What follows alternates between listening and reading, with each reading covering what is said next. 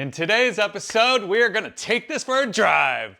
That's right, in part one, I talked about my initial reactions and impressions of street driving and a little spirited driving, but today we're going to do what God intended for cars like this, which is a real drive. A little over 200 miles up to 5,000 foot elevation up on Mount Palomar. We're going with Doug DeMuro in his Carrera GT, Kennan and his newly purchased Mercedes SL65 tuned by Rentec.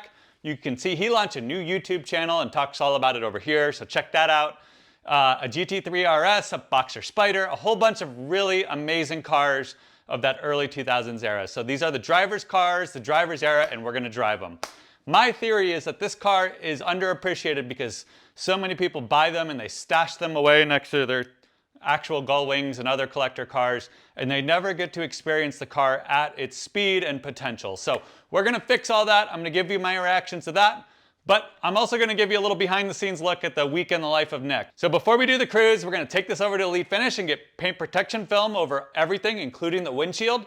That way I don't have to worry on the drive about harming it. This is the lowest mileage car I've ever gotten and by far the nicest one. So wanna make sure it's protected even if it's gonna cost a pretty penny.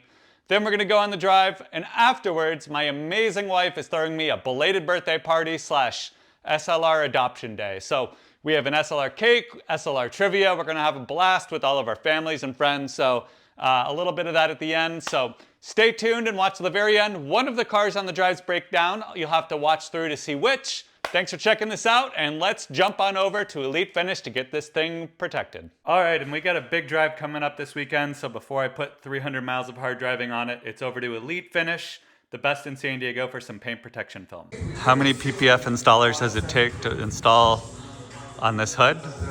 Let's see, 1, 2, 3, 4, 5, although one's just a customer, but this car draws some attention, and I'm terrified what the cost estimate is about to be, but you got to do it. Nick. That's video, Nick. That's right. How many miles is it coming back with? 5,200. All right. We just need to move around the shop a couple times. Got to make sure the PPF is bonded. All right, all jokes aside, 5,000 miles on a car like this, I got to protect it. We're going to go on a 300-ish mile drive over the weekend. Actually, as soon as this is done being installed, really. So kudos to the guys at Elite Finish for staying till 7:30 p.m. on Halloween to get this thing done. But custom PPF over the entire front clip, the side skirts, the rear bumper, pretty much everything but the doors. We did the windshield as well, which on my Mercy was an absolute game changer in terms of being able to drive it without worrying. So you can see here, they take the biggest piece of paint protection film they have in stock, then they stretch it and fit it and make sure it's perfectly over the hood. And this thing was tight, but these guys are experts. They do all the nicest cars in San Diego here. But you can see here, it's a 4-man job to get this thing installed, which is just wild. And they worked on it pretty much start to close for 2 days straight. And even then, I think it was a rush job where they would have loved to have a little bit more time. But tons of gills and grills and emblems. They said that the McLaren badge was so sharp you could cut yourself on it. So fun to just kind of get to know the car from that angle. And you can see here,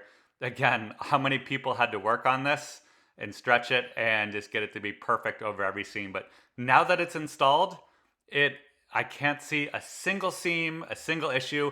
On one hand, I just spent $5,000 and can't tell the difference before and after visually.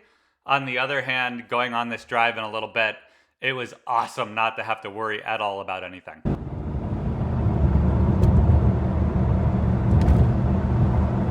5,000. Now that we're protected, it's 6 a.m. Saturday the next day. We're meeting up at Shell, starting our drive up into the mountains, getting off at Sunrise Freeway, and about to have an epic time.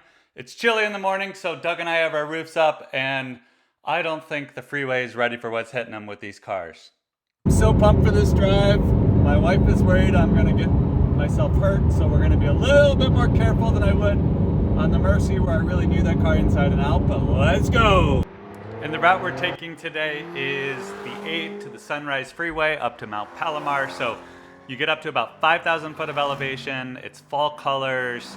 The air temperature's in like the 40s or 50s. So perfect weather to push the car without worrying about anything overheating. The gang is all ready and excited. And you can just see here, the views are absolutely epic. Not just the cars, but the trees and everything around it. It's one of my favorite places to go for a drive. It does stink that it's about 60, 70 miles outside of town before the drive starts, But once you get up into the mountains, it's just absolutely breathtaking. And there's really no one around other than hikers, campers, mountain bikers, and car clubs. So not unusual every time we go up here to see a Corvette club, a Mustang club, a Porsche club, something to that effect. And we were, of course, stunting on the locals. And checkpoint 1 up in Mount Palomar, for those familiar with the area. The crew and all the cars are doing phenomenal. I am having so much fun. This is a little over 100 miles of driving here. So we just had to pull over and admire how freaking cool this group looks. Kevin's Miata, the SL65, the SLR, a 360 GT3 RS, the Carrera GT, and Matt pulling out some cookies there that he's going to serve off the wing. So absolutely epic drive so far. The big standout so far is the brakes. The brakes feel a little too grabby for normal driving, like it's an on-off switch. But when you're going really fast like this, it's fantastic. You have like all the confidence in the world that the brakes are gonna be there, they're gonna grab right away, that they're just like, they're very confidence inspiring in a way that's lets you enjoy the speed. Likewise, how heavy that steering is also super helpful here. So, it's really fun.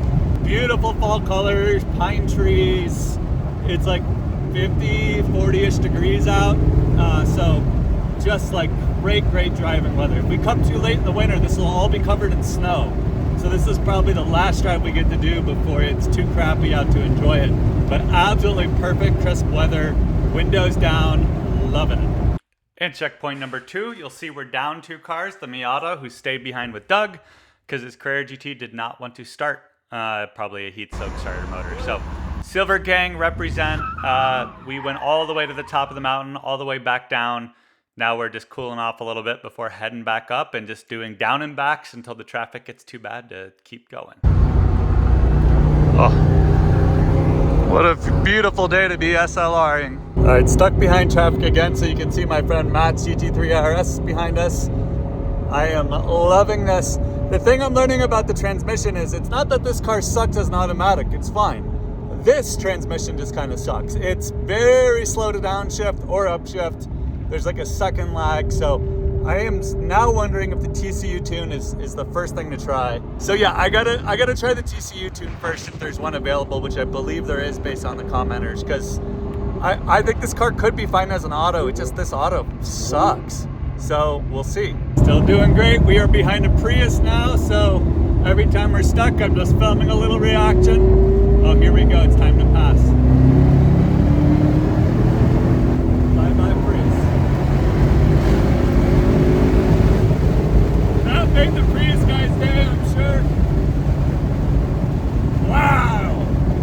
And we're back at the same stopping point as the first time, and Doug's car still, despite an hour of cooling off, does not want to start with the jump pack, so we are now going to bump start a Porsche Carrera GT in the middle of nowhere.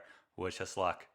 But you don't want to make your first time bump starting a car in a Carrera GT worth $1.3 million, so we're going to do a test run first in our buddy's Miata, because Miata is always the answer. And if you can do it on a Miata, you can probably do it in the Carrera GT too. So you can see here, we're all pushing a little easier, a little lighter. And boom goes the dynamite. Now for the real test on the Carrera GT. Parking brake off? No, it's off now. Okay, thanks. We needed a warm-up. Go, go, go! It's like an Iditarod race.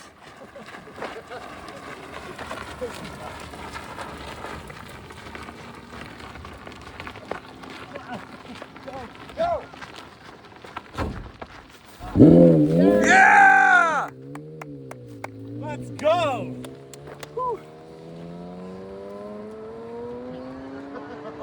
Alright, CGT is bump started, so we are gonna make our way back. It's like 10 a.m. so traffic's gonna be too bad to get a clean pass anyways, but having a blast, and this is just so fun, so special. It feels like we all hit the 2007 lottery right before the Lehman Brothers crash, so having a blast. And before we reach the bottom of the mountain, we lined them up for one last photo because these cars are just so special. That 2000 to 2010 era of cars is just the last breath of analog combined with some modern features, tons and tons of horsepower. I mean, the average horsepower here, if you take out the Miata, is probably 500. Just absolutely driving machines that are beasts, beautiful cars. We had just such a wonderful, wonderful drive all around. It's fun too. A lot of these cars came into the group pretty recently, including Kennan's SL65. Check out his channel for a video about that. The Boxer Spider came back into our life recently. Sean's had his 360 for exactly a year, and obviously the SLR is very new to the group, the CGT being one of the OGs at this point. And as we get back into San Diego proper, it's so crazy to just see the SLR and the CGT driving together on normal freeways like we're normal traffic. Just absolutely mind-boggling. Even if most people didn't notice or recognize it, we had a blast. And the next rather unplanned stop is Porsche Carlsbad, where we're dropping off the CGT to get the starter motor diagnosed, next to a GT2 RS and a very familiar GT3 MR owned by TJ Hunt. So this seems to be the YouTuber parking area of Porsche Carlsbad. You know you're in the right hands when this is the kind of stuff they have in the service bay. So we'll see how bad the damage is on Doug's channel. 4 hours and 7 minutes of seat time, averaged 11.8 miles per gallon, and did 233 miles. So that is a wicked drive. The car is now at 5,280 miles. It had 4,750 when I got it. So I put on just over 500 miles in the first 2 weeks of owning this car, which is more than I think most of the previous owners put on it in their entire ownership experience. So to do that before I even got a real license plate on the car is something I'm pretty proud of. And more importantly, oh, old man getting out. Wow, I'm just so impressed with the car. It has been an absolute blast. The sounds were epic. The speed is there. Most importantly, the brakes, I am now a huge fan of. I think the way that they grab and just give you so much confidence is awesome. Seeing the air brake pop up too when you're like hard braking is phenomenal. So fun. So I am in love with the car. The Murcielago, the new owner's texted me a bunch, but he seems very happy as well. So solid trade all around. Despite getting the front end PPF'd at a $5,000 cost, we got a little, must have hit a bird or a rodent or a rock, I don't know. I'm sure that'll pop out with some needle nose. And you can see here, speaking of that PPF, just blood and guts everywhere. So kills bugs fast, doesn't just apply to Porsches. The SLR did its part, but actually one more thing that's pretty amazing to mention. I have not washed this car, even wiped it down once. I'm sure the PPF installers did a little bit on the surfaces they put down the film. But look at these brakes, the wheels. And I mean, let's see if they even, okay, there is a little dust there, but my gosh, you cannot tell that they are even dirty. So complain all you want about the world's most expensive brake rotors. They got some benefits. I'm not mad about them. I just hope I never have to replace them. What are we doing today, guys?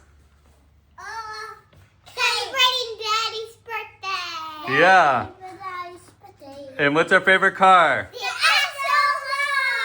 SLR. That's right. And the next day we did a belated birthday party / SLR adoption day here. My amazing wife made an awesome cake with the SLR on it. Tasted delicious, banana Nutella if you're curious. We also did some SLR trivia and just got together and all hung out. So what an epic, epic weekend. Fire in the hole! And in the meantime, the Murcielago got picked up, shipped, and delivered to its new home in Denver. So the new owner and enthusiast is enjoying it. If you see one rolling around Denver, that's probably my old car. And thank you so much for checking out my videos, and stay tuned next week for yet another one. Thanks for watching.